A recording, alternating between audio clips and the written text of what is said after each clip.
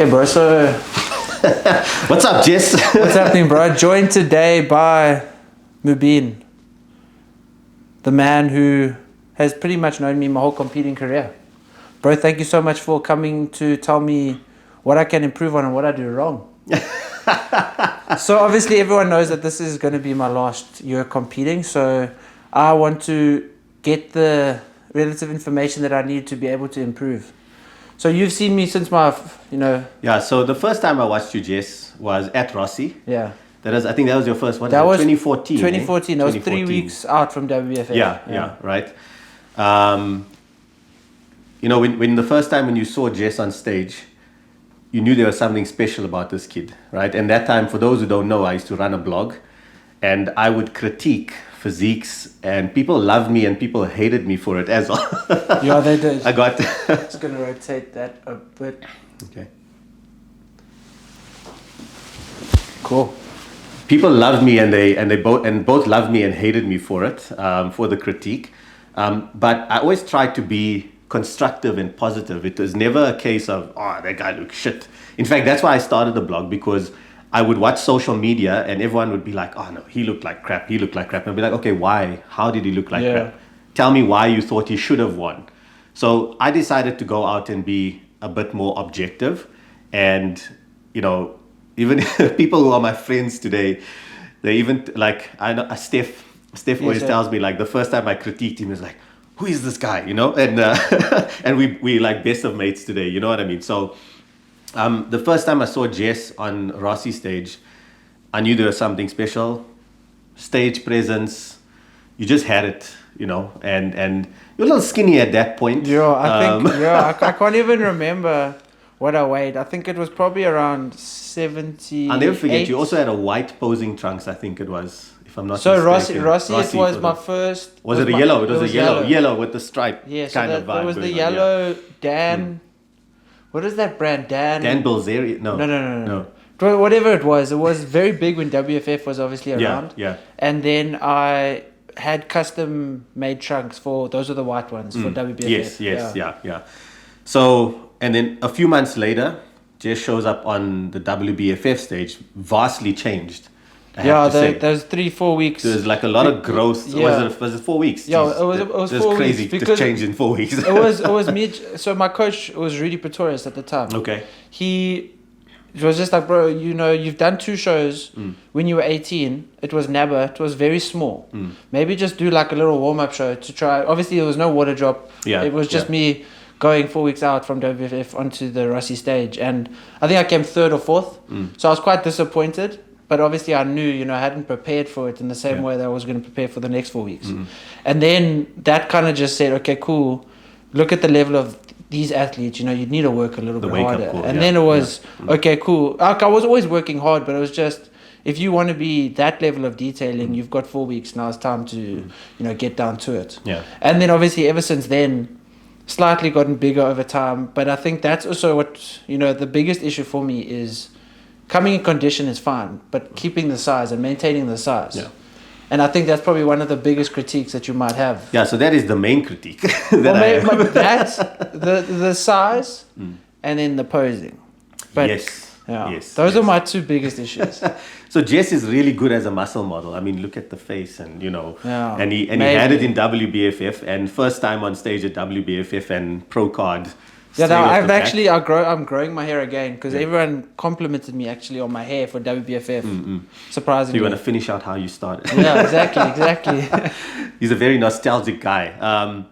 And so am I actually sitting here. Like Jess, the main point I've always had for you, and we've chatted behind the scenes, and I always say to you, Jess, you got to come in bigger. Like, we all admire your ability to get conditioned.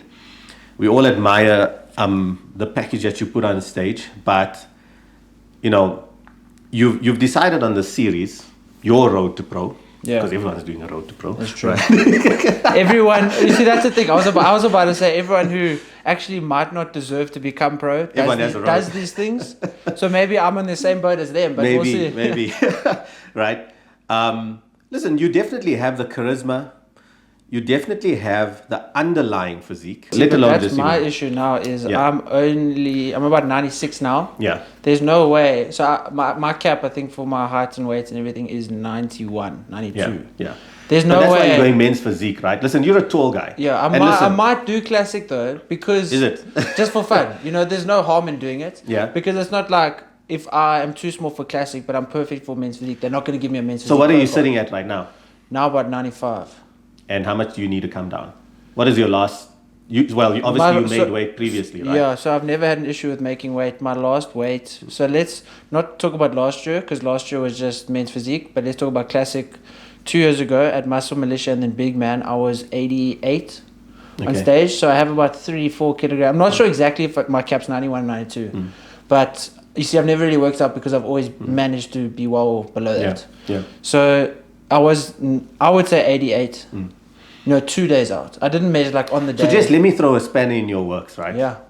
Why play that game? Why try and do a weight category class when you could? Because the truth of the matter is, and like I was saying, having met top Olympians like Brandon Hendrickson, Mr. O, like he's so short, right? Yeah. He's like, and he weighs in at, I think, I can't remember the exact weight, but like in the 80s or something like that. It probably says more. Yeah, He's he looks huge, small. bro. No, but that's the thing, dude. Like when you meet him in person, in clothing, you would never flip and say it. Yeah, maybe You it's would just never because say his it. muscle bellies and everything. It's so and- so this is the thing the point that I was on is the density and the fullness in an NPC look is it's something that you need to focus on. Yeah. Is if you look at the men's physique look, and this is why like the challenge for you would be if you want to do 2 classes and you want to be good in 2 classes, it's where's the compromise? Yeah. Because I would err on the side of being fuller and rounder in men's physique. Because like you said, you have no problem getting shredded, right? And the thing is, the more food you're going to eat, the better you're actually going to look. And I my critique of you, and you can tell me if I'm incorrect, is I feel like you don't actually maximize your carb up. I don't know if you're very conservative on it. I've never ever seen any of your things or any of the coaches that have coached you, whatever they've given you. But on the judging on the outcome of the physique on stage that I have seen, in the times that I've been able to see it, it always looks like you are on the side of caution. I definitely do, and I think that might be because of, and it's not taking a dig at Jack. It was more the traveling and or holding on all the water because of traveling that I had the connotations of a crazy carb up is holding a lot of water, but that's obviously because of traveling and the stress of first overseas competition, everything when I went to Worlds, and my face. I'll show you a photo. I'll try to find it. I'll send it to you. I remember actually Jack actually sent me like pictures. Yeah. And like when you landed, and he's like, this guy's holding like a Yeah. ton. And Bro, I put on. Well, I hold 8 kilograms of water. from the flight. Was it because it was an 11-hour flight to 12 hours, whatever that it was, to connecting, Dubai. geez. I thought it was Amsterdam. Yeah. We waited 11 hours in the airport. Oh my God. Then we flew 8 hours to Toronto. Yeah.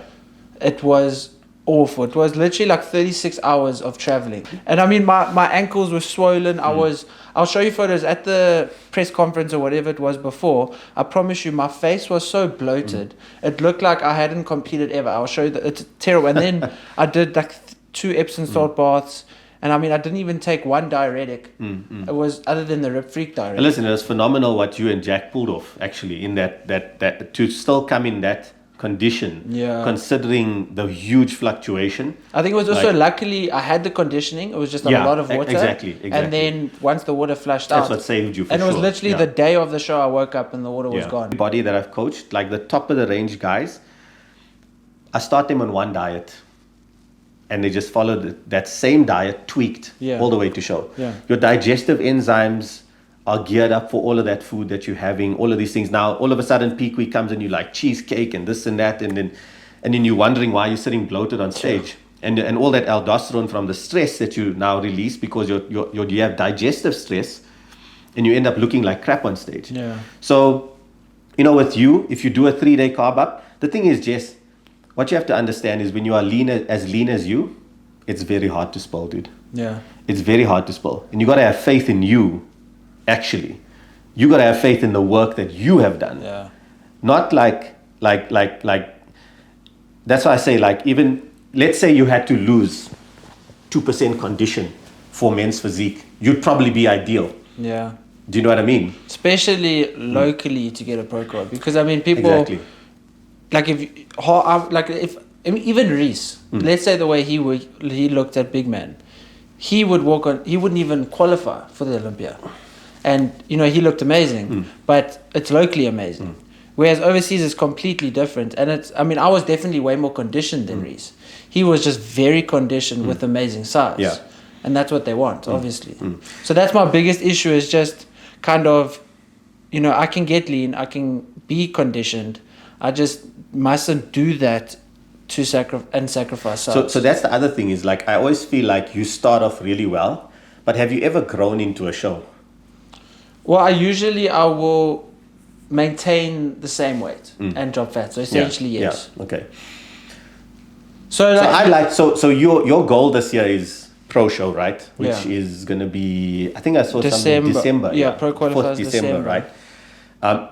Dude, you got a lot of time. Yeah. And if you're really smart about this, you shouldn't stand on stage at 88. Yeah. No, I wanted my goal this year. Like max out. Be 90. Like, yeah, and let me just say, with a gentleman like you, who over the years has done the work, it's not about how much you can take or what, all of those, that kind of bullshit. Yeah. You've got the genetics. You just need a different thinking strategy, to be really honest. And because if I constantly do the same thing, I'm always going to get the same results. Yeah. You know, business and career is like, you know, pushing forward. You've been at this game, like, ever since I've known you, you've been entrepreneurial, even through your studies, all of those things. So I suppose it's a natural progression for you to be ending up in this place. Completely put my head down and work towards this prep. And I do want to take, you know, what you've told me, and I do want to work with you on this. And I think working hand in hand could be beneficial.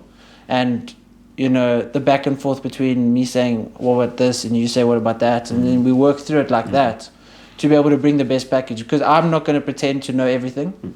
Nobody, you don't know everything. I don't know everything. Nobody knows everything, and everybody's body is different. And I know my body very well, but I don't know my body perfectly at all. And I think I know my body very well, but there's so much more that I could learn about my body, or try new things and see how my body adapts to it, instead of just being stagnant in, you know, this is what I've always done, this is what I'm going to continue to do.